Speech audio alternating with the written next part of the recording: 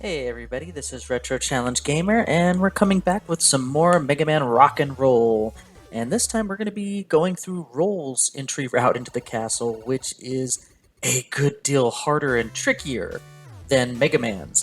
In the Mega Man level, the boss was the tricky part. In this case, the entire level is tricky where the boss is extremely easy. And, whoa, and of course, the first bit of trickiness here is these insta-death spikes that just parachute in right in the middle of your path.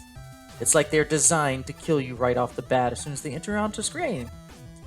Thankfully, those egg-laying birds don't have the ones that burst up into multiple birds when they hit something, so that's a small mercy in this area. And I think this section is almost... Oop. Oh gosh, that was terrible. Watch, this will be the take that actually makes it in.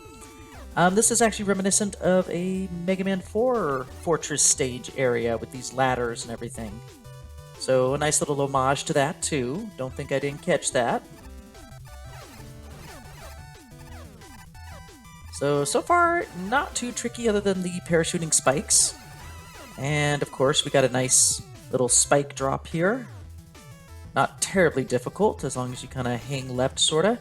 Now these little glowing globule things, yeah, their whole purpose is to touch the tellies and turn them more hostile to you. So if you get rid of them, then the tellies aren't as bad.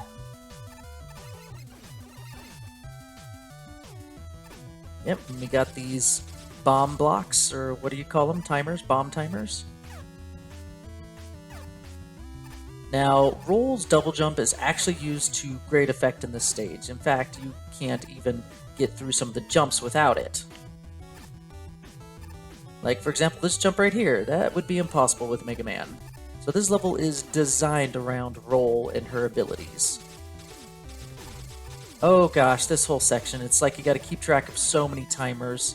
And sometimes I forget that I'm able to move onward, and I think Dagger Man would have been able to get me over there. Ah, moles. Not my favorite enemy, but at least they can be spammable for health drops or something.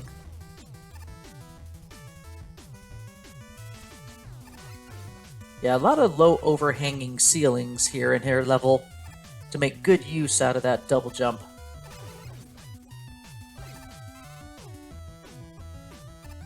Okay, so here's one of the trickier parts. The floor, the violent floor, is rising up to destroy you here. Do not shoot! That bulb there is there to trick you, and it got me the first time. Ha! Okay, and that is the level. It went by pretty fast, but it was definitely not sweet. In fact, this boss is way easier once you realize the pattern he's going after here. The weak point, of course, is the bulb underneath, and every time you shoot it, he does the shockwave or the split burst in the center. But it never changes, so as long as you stay underneath him, that split burst is never going to hit you. But of course, after 4 hits, then, well, he actually has a bottom wide screen attack there, so as long as you stay out of the flash range, it's not going to hurt you. So as soon as he does that, I hop up to one of the platforms. And then after every 4 hits, he does that little weird thing at the top there, that 2 shots that homes in on you.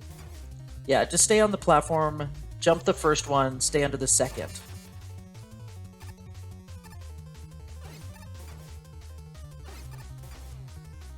And that's pretty much it. You just go back and forth, and that's the whole battle. I mean, there's really not much to go here to speak of. This is an easy battle. At first, it was a little confusing because I wasn't exactly sure what to do. But once I started getting the hang of it, it's just like the first Fortress boss for Mega Man. It's just a battle of attrition. You just got to get in your hits where you can. Don't be greedy. And just follow the pattern. As long as you follow the pattern, this boss will not hurt you. You can actually get in 2 hits here, and I'm not exactly sure why he's not doing these sparks from above. But you know what? I'm not complaining. Whew, okay. So yeah, getting to the boss was a lot harder than actually beating the boss. Yeah, once I figured out how to beat the boss without getting hurt, I stopped because I was actually going to beat him on a failed recording because I died earlier in the level, and I said, you know what, I'm just going to go practice the boss. And then I just practiced the boss for a little bit. I was like, you know what, okay, now I need to go back and do it. And so I just, yeah, research labs, and okay. So now we have a choice again of either Mega Man's path or Roll's path. But I'm going to start with Mega Man with the Weapons Depot in the next video, because the Research Labs, I have a feeling that one's going to be a very tough one, just because if it's going to be designed around Roll's abilities, it's going to be tough. So until next time, everybody, I hope you enjoyed this video, and see y'all later. Stay retro. So, as stated before, the level was a lot harder than the boss, and that was my first attempt to realizing, oh wait, those are like counterweights. I didn't realize that the first time, and I totally missed that jump. And the third counterweight actually gave me a little bit of trouble because it's slightly different than the first two counterweights, where the weight stop actually goes a little longer than you would expect based on the first two. See how much further it goes?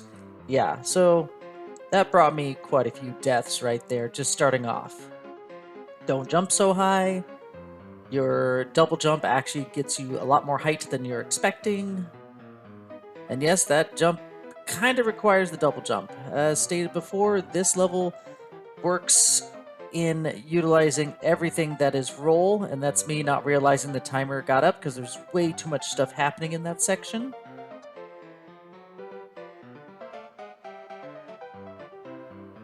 So yeah, a lot of crazy stuff happening here. Again, I'm just not... That whole section is very janky with the physics of this particular fan game. And that's me not realizing, oh wait, this floor rises up. So you actually have to give it a moment so you have a proper timing to get through. Oh no, it's not this to outtake, it's the next one, I think, where it caught me. Nope. Okay, it's one of these where I shot the final and fourth bulb, which was meant to be there as a trap to trick you. I think it's this take. No, but as you can see, I died a lot towards the end. I was getting frustrated with this level quite a bit. Here it is. Yep. I'm sure that catches everybody at least once, that particular fourth bulb. But not really... Well, the first death on this boss was kind of embarrassing. I didn't realize there was instant death pits down there. The rest of the outtakes against this boss, not so bad. It's just me pretty much falling into the pit. It's very rarely that my death actually resulted from anything the boss did specifically. That pit down there was a lot more dangerous than the boss was. And me still trying to figure out the movement patterns of Roll and her double jumps. Overall, though, this boss wasn't terrible. Just a battle of attrition.